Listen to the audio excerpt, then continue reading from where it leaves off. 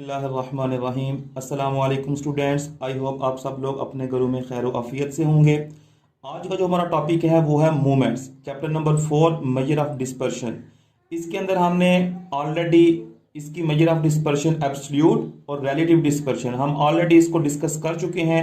हमने रेंज को पढ़ा, हमने क्वार्टाइल डेविएशन को पढ़ा, हमने मीन डेविएशन को स्टडी किया, इसके बाद हमने वेरिएंस और स्टैंडर्ड डेविएशन को भी स्टडी किया, और इसी तरह कोएफिशिएंट ऑफ वेरिएशन और जितनी भी रिलेटिव डिस्पर्शन थी हमने इनको स्टडी किया। आज का जो हमारा टॉपिक है वो है मूवमेंट्स, यानी इस चैप्टर का जो दूसरा एक पार्ट है इसके अंदर हम इसको स्टडी करेंगे। मूवमेंट्स की जरूरत क्यों पड़ती है, मूवमेंट्स के फॉर्मूलाज क्या है, हम आसानी से कैसे मूवमेंट्स के क्वेश्चंस को सॉल्व कर सकते हैं, इसकी डेफिनेशन क्या है, इन तमाम की तमाम चीज़ों के बारे में आज हम स्टडी करेंगे। बेसिकली होता क्या है कि जो मीन और मेजर ऑफ डिस्पर्शन है, यानी मेजर ऑफ सेंट्रल टेंडेंसी और मेजर ऑफ डिस्पर्शन, ये हमें डाटा के बारे में इंफॉर्मेशन तो देते हैं, लेकिन हमें डाटा की जो शेप है, जो उसकी डिस्ट्रीब्यूशन बनती है, हमें उसके बारे में कंप्लीट इंफॉर्मेशन नहीं मिलती। तो उसके बारे में, उसकी शेप के बारे में जानने के लिए हमें मूवमेंट्स की जरूरत पड़ती है।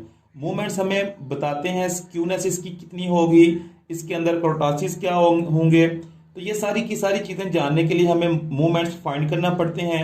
तो सबसे पहले हम देख लेते हैं कि मूवमेंट्स की टाइप्स कितनी है, मूवमेंट्स की डेफिनेशन क्या है, इसका फॉर्मूला कैसे बनाना है। तो ये सारी चीजें जो है आज हम इसके इंट्रोडक्शन में पढ़ते हैं। मूवमेंट्स की अगर हम डेफिनेशन करते हैं तो इसकी डेफिनेशन कुछ इस तरह से होगी: movements are the mean of deviations from a value after raising them to integer powers. मतलब क्या है, एक तो पहले ही वो चीज द मीन ऑफ डेविएशन, यानी ये सम होगा और डिवाइडेड बाय n होगा, लेकिन किसका, डेविएशन का। तो mean of deviation from a value, value का वर्ड यहां पर मैंने इसलिए यूज किया है कि जो वैल्यू है ये कुछ भी हो सकती है। ये आपका अरिथमेटिक मीन भी हो सकता है, यहाँ पे आप यहाँ पर कोई भी वैल्यू पुट कर सकते हैं, यानी अरिथमेटिक मीन के अलावा कोई और वैल्यू पुट करके देख सकते हैं, जिसको हम आर्बिट्रेरी वैल्यू कहते हैं या फिर उसको हम अज्यूम्ड मीन कहते हैं। इसी तरह आप यहाँ पर जीरो भी पुट कर सकते हैं। और इस तरह हम कहते हैं कि जो मूवमेंट्स हैं इनकी तीन टाइप्स हैं, यानी मूवमेंट्स अबाउट मीन। अगर मूवमेंट्स अबाउट मीन होगा तो यहाँ पर x माइनस एक्स बार लिखेंगे, और यहाँ पर इसकी डेफिनेशन बनेगी the mean of deviation from the mean after raising. ठीक है, यहाँ पर मीन का वर्ड यूज करेंगे वैल्यू की जगह। इसी तरह अगर मूवमेंट्स अबाउट आर्बिट्रेरी वैल्यू होगा तो यहाँ पर हम फ्रॉम एनी आर्बिट्रेरी वैल्यू, फिर हम आर्बिट्रेरी वैल्यू का वर्ड यूज करेंगे, और यहां पर अरिथमेटिक मीन के अलावा कोई सी भी एक वैल्यू हम पुट करके देख सकते हैं। इसी तरह जो थर्ड टाइप है इसकी, मूवमेंट्स अबाउट जीरो, तो इसकी जगह हम क्या करते हैं, हम x माइनस जीरो कर लेते हैं, यानी x में से कोई चीज माइनस नहीं करेंगे, जस्ट वो जीरो माइनस करेंगे और सेम टू सेम हमारे पास x का जो वेरिएबल है वो एज इट इज आ जाएगा हमारे पास। तो अब इसके अंदर सिर्फ जो चेंजिंग क्या है वो ये है कि from a value after raising them to integer powers. Integer power का मतलब क्या है कि अगर आप देखिए r की जो वैल्यूज हैं वो 1 2 3 4 अप टू सो ऑन है, आप कोई सी भी वैल्यू यहाँ पर पुट कर सकते हैं। फॉर एग्जांपल अगर मैं फर्स्ट मूवमेंट फाइंड करना चाहता हूं तो यहाँ पर मैं m1 लिखूंगा, और इसी तरह जो वैल्यू यहाँ पे लिखूंगा वही वैल्यू मैं इधर लिखूंगा, यानी फिर मैंने इसकी जो पावर है वो 1 तक रेज करनी है, इंटीजर पावर्स। इसी तरह अगर मैं 2 लिखता हूं, सेकंड मूवमेंट मैंने फाइंड करना है तो यहां पर मैं 2 लिखूंगा, और यहां इसकी पावर में भी मैं 2 लिखूंगा, यानी कि जो मूवमेंट आपने फाइंड करना है वही आपने उसकी पावर में लिखना है। तो यहां हम देखते हैं कि अगर मूवमेंट अबाउट मीन हो तो उसका फॉर्मूला मेरे पास क्या बनेगा। अगर मूवमेंट अबाउट मीन हो तो ऑलरेडी डिस्कस किया कि यहां पर आपने मीन माइनस करना है। फॉर एग्जांपल मैंने मूवमेंट अबाउट मीन फाइंड करना है और मैंने third movement about mean find करना है, तो m3, तो क्योंकि r की जगह मैं 3 पुट करूंगा, अब यहां पे लिखूंगा सम ऑफ x माइनस एक्स बार, क्योंकि मैं मूवमेंट अबाउट मीन फाइंड कर रहा हूं यहां पे, तो x माइनस एक्स बार करेंगे, और क्योंकि तीसरा मूवमेंट है तो इसकी पावर में भी मैं यहां पे 3 ही लिखूंगा, और डिवाइड मैं इसको कर दूंगा n के ऊपर, क्योंकि ये मीन ऑफ डेविएशन है।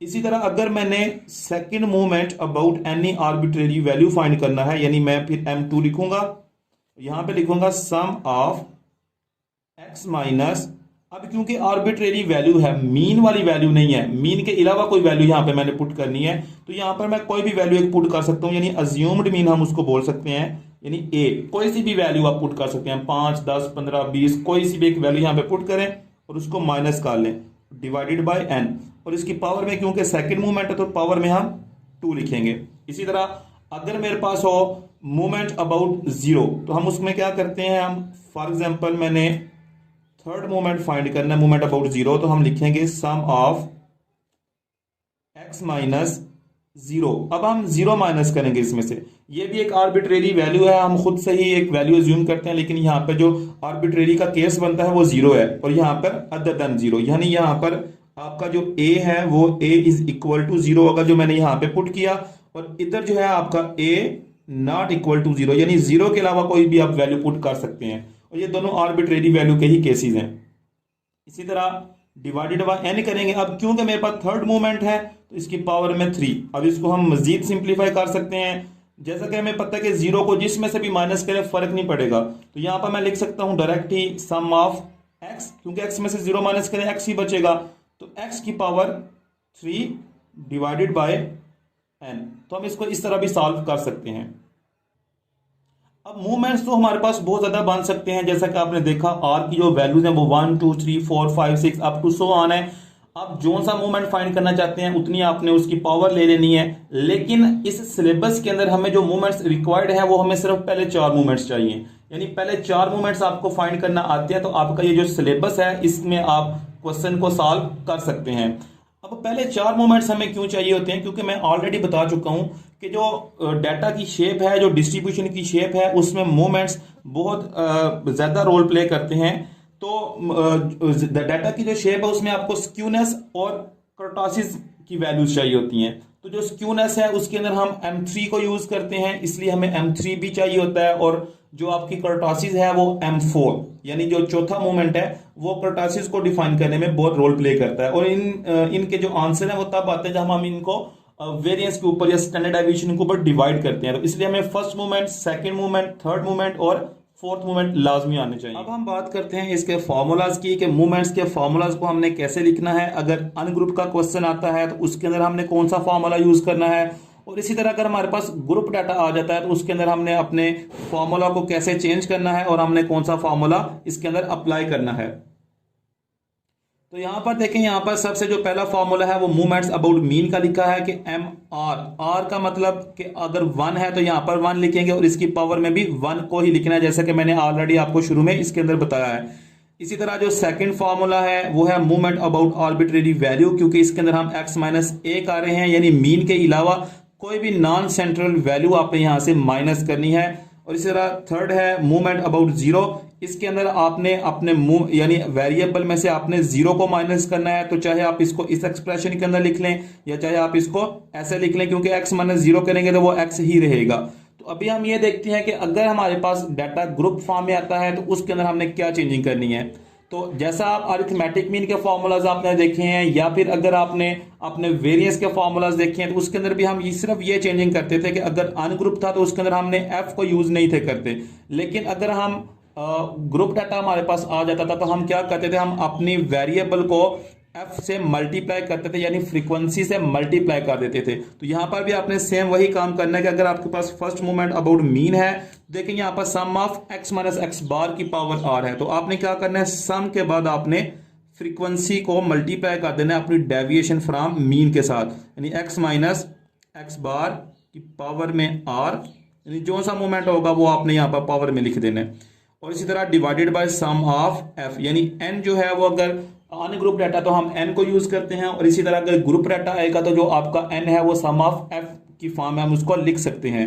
तो देखें सिर्फ इन दोनों के अंदर चेंजिंग क्या है, यहाँ पर आपने सम के बाद f से मल्टीप्लाई करना है, बाकी सारे का सारा फॉर्मूला आपको सेम नजर आएगा। इसी तरह इसके अंदर भी सेम काम करना है आपने कि सम ऑफ f, यानी f से आपने मल्टीप्लाई कर देना है, और उस तरह x माइनस ए और पावर में आपने r लिखना है, और डिवाइडेड बाय आपने सम ऑफ f कर देना है, n की जगह आपने सम ऑफ f लिखना है। सेम इसी तरह अगर हम बात करते हैं मूवमेंट अबाउट जीरो की, तो मैं इसको इसी फॉर्म में लिख देता हूं, सम ऑफ f और x की पावर में r। ये जो पावर है वो f के ऊपर नहीं आएगी, वो सिर्फ x के ऊपर आएगी। जैसे यहां पर देखें x माइनस ए की पावर r है, f के ऊपर पावर नहीं आएगी। इसी तरह यहां पर भी सम ऑफ f अलग से है और x माइनस एक्स बार की पावर में r लिखा है। तो आपने ये गलती नहीं करनी कि f की पावर नहीं लेनी, आपने x की पावर फाइंड करनी है। अगर फर्स्ट 1 पावर है तो 1, 2 है तो 2, जो भी इसकी पावर होगी वो आपने फाइंड करके फिर उसको f से मल्टीप्लाई करना है, f और इसको मल्टीप्लाई करके फिर पावर नहीं लेनी इसकी, तो ये गलती नहीं आपने करनी। उसी तरह divided by sum of f। तो ये मेरे पास ग्रुप डाटा के फार्मूलाज आ गए और ये मेरे पास अनग्रुप डाटा के फार्मूलाज हैं। अब इन्हीं फार्मूलाज को हम यूज करेंगे और इन्हीं के थ्रू हम डिफरेंट क्वेश्चंस और इसकी डिफरेंट एग्जांपल्स को करेंगे।